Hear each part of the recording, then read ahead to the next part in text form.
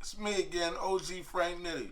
And as promised, told y'all, man, I'm going to tell y'all some more about the dangers of the kitchen, but as well as a few other spots in most prisons that you go in Maryland.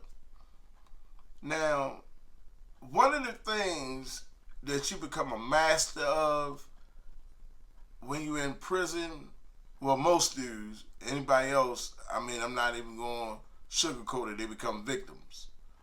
But one of the things that you become a master of in prison is body language.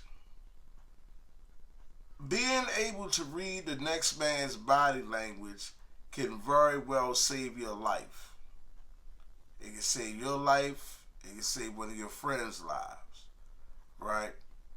One particular situation, I never forget this. Me and a buddy of mine by the name of Juice, we were sitting at the table, and it was almost, the one right next to the door, but we were sitting one off.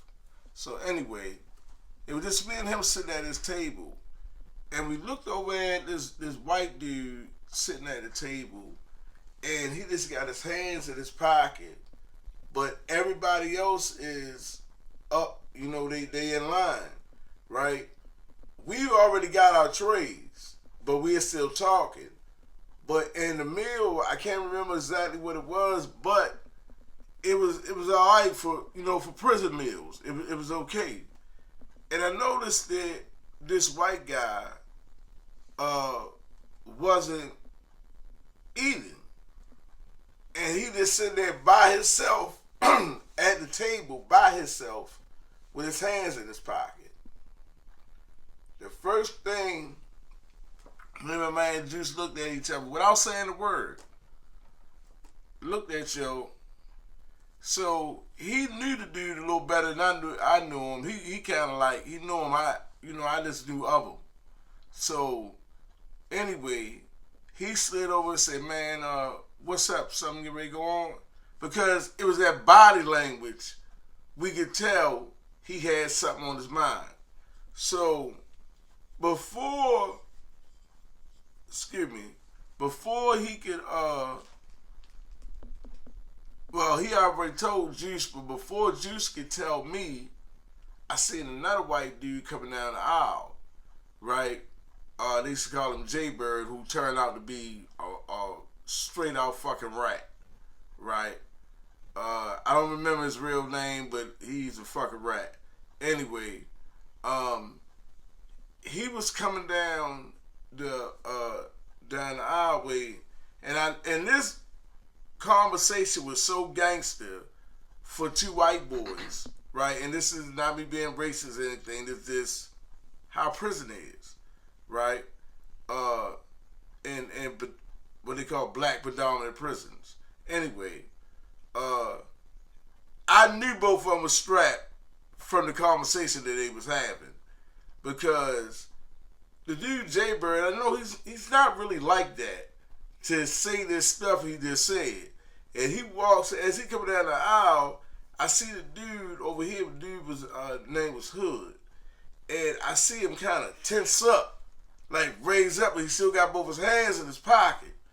And I see him get ready stand up, and the dude Jaybird say, "Man, no, you ain't gotta get up. We ain't gotta do nothing here." He said, "But you getting the fuck out of this building." So I never forget this. The dude Hood said, "Man, you a bitch. I'm not getting out of this motherfucking building. You getting out." Right? So one word led to another, and they was in the middle of the aisle stabbing each other.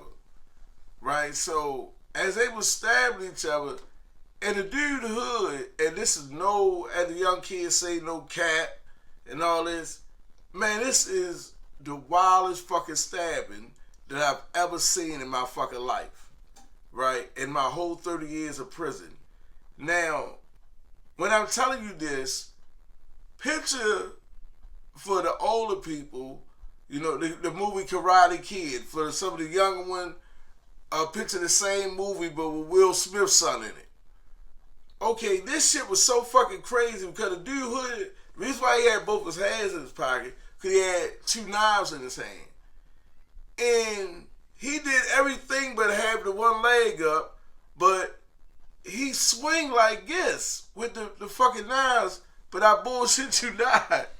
Every fucking swing was a connect. So, it was so wild because he caught Jay Bird with a good one in the neck, right? And Jay Bird kind of panicked, backed up, and dropped his knife. But what the funny part was, he was so fucking scared and he had panicked so much, we had this kind of nice sized red mailbox on the wall. And he ran into the fucking mailbox and knocked himself out. So, this shit was fucking crazy. They said he died a couple times on the medevac. I mean, I'm no doctor, who the fuck knows, right? But it's just like stuff like that. You really have to be conscious of the body languages in prison. Like, another dangerous place in prison is the rec hall, in most prisons I've ever been in.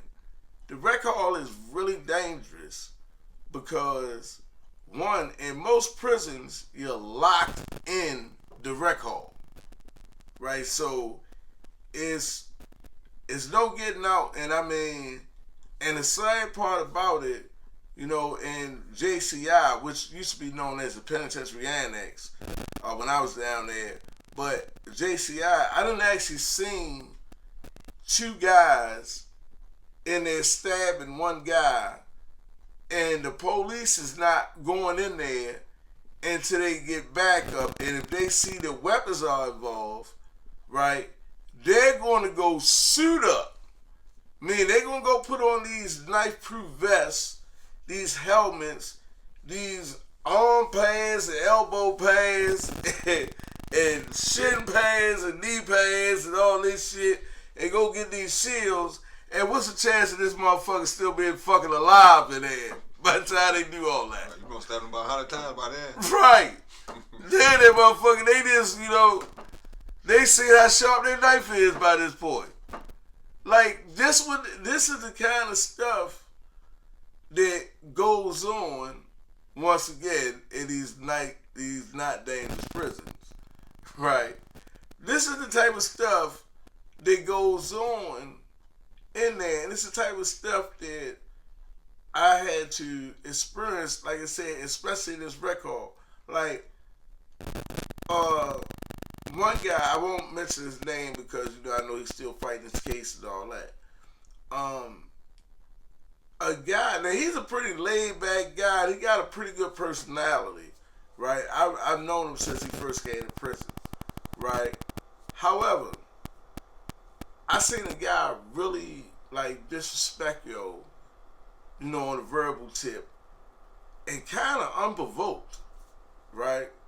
And this little dude, man, like I said, he is somebody who I will always, if he's beside me, I will always cut my eye at him to make sure I know what he's doing, right? And the reason for this, when the guy disrespected him, and I knew it had something to do with the phone, when the guy disrespected him, he kept walking as if he didn't even hear the guy, right? And went to his record to the police. He said, "Hey, man, I need to run back to my cell, get my shower grip real quick," right? And as he went to go get this shower grip, or what the police thought when he was going in there to get his shower grip, he come back in. They used to sell us these jars of Vaseline on commissary. He come back in and put the jar of Vaseline inside the microwave. I'm not sure how many fucking minutes he put the motherfucker on, right? So, this same guy who just disrespected him is so engrossed, and mind you, this is the record. He's on the phone. He's so engrossed in this conversation that he's actually sitting beside the fucking microwave, right, on the phone, and not see this guy come up there and put a fucking jar of Vaseline inside the microwave. And I'm like, man, you know, how the fuck are you still alive? Right? Because, I mean, especially on my first bit. My first bit, man, was, I mean, it was like going to college. And it was like, I learned how to survive. Really, I can say, man, I learned how to be a man in there, right? My father, no disrespect to him, may rest in peace. My father definitely was a man, and he raised us. But by me going in there so young, because like by the time I got way through the little DOC process and all that, I was 16. So by me going through there so young, it's like it was a lot of guys in there who mentored me through a lot of stuff. And it was proud because I don't give off the vibe, not even back then, that I'm somebody that you might say, yeah, I'm going to play shorty. I'm trying to fuck him. I don't give off them vibes. But back to your story, T. So what did he do with the Vaseline? He Listen, warmed it up. but back to the Vaseline. Yo, do this. He puts the Vaseline in the fucking in the microwave, and no bullshit. Boils for a little while. This other guy, he's still on the fucking phone, completely, you know, unconscious. What the fuck going on? I'm watching the whole thing, and threw this Vaseline on him, and when it hit, it almost sounded like a smack, right? It was almost like a, and when it hit, you can see it like it stuck to him, right? And then you seen the steam, right, coming up off of him.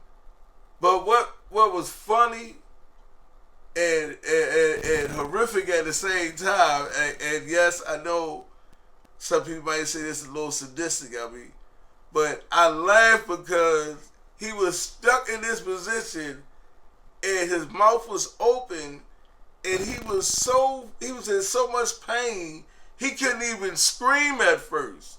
For like a few, like, man, this had to be about a good 5-6 seconds. And I'm looking like, wow, did this fucking happen? Right? Because I'm on the other phone, like down the other end. And I'm like, wow, like, he didn't see this coming. So anyway, it was like, it hit him, then he just screamed and screamed and screamed. And I never forget this. I was talking to my son mother on the phone. I said, well, we're going to be locked down about a week or so. So, you know, it ain't even no need, you coming down here and I'm like, yeah, and I definitely ain't going to be able to call you. Right? I said, but we're going to be locked down about a week or so about this. Right? And it was about that. About a week or so. We finally came off lockdown, but that's the reason, man, why I say it's so important to be conscious in places like that in prison, because they death traps. Like weight pits are the same thing, right? Because when you're in the weight pit, you're locked in there. Now, I done seen this happen on numerous occasions. I done seen guys down there on the bench press and they pumping, they getting real strong, man, and then somebody come in there and drop 100-pound weight on their face. All the Hercules shit, the rock shit and all that shit go out the window, you know, when somebody drops 100-pound weight on your face. Let me be the first to tell you, right?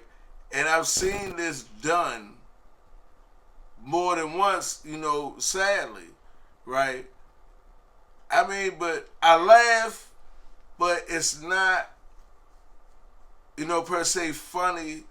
But with me, in order to keep my sanity all these years, right, in such horrific conditions, horrific, you know, institutions, I had to start learning to find the humor in shit. right? Because if I didn't, or if I stayed mad about everything that I disagreed with, I knew that it would drive me insane. And I knew this through firsthand experience because I had friends who I watched go insane in there. I mean, these guys was just as normal as you and I, and a few other people you can think about, right? However, they went insane, and like a lot of it is, in a lot of cases, it turns into paranoia, right? And they go insane from that, but in a lot of other cases, it's just that they're not themselves no more. You know, and it's sad. That's why I say um, the pressures of these three things, like I said, being in the weight pit, being in the rec hall, you know, especially being in the cell. Because, you know, you got guys in there, man. I done seen this numerous times. I mean, I've done it myself, where you lock in with somebody with a knife, or both of y'all got knives. Pretty much know how that's going to end, right? Some people survive it. Unfortunately, some people don't.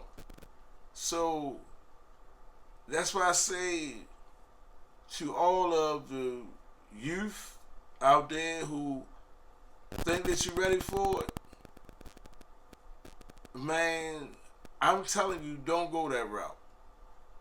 I'm being real with you. Don't go that route, especially in this day and time, cause it's not worth it. You know, a lot of these cats out here now, a lot of them undercover rats. You know, they fakes. You know, you take the mask off of them, you'll see who they really is. They snakes, they everything. So I'm saying, the shit that go on in there is not worth it, because a lot of the niggas, and females for that matter, that you deal with now, if they were put in this position, in most cases, I ain't gonna say all, because I'm not a mind reader, but in most cases, they wouldn't do it for you. So, man, until the next time, man, I leave y'all with this. Peace. Frank Nitty, brought to you by Silver Wolf TV. And by all means, man, subscribe to the channel.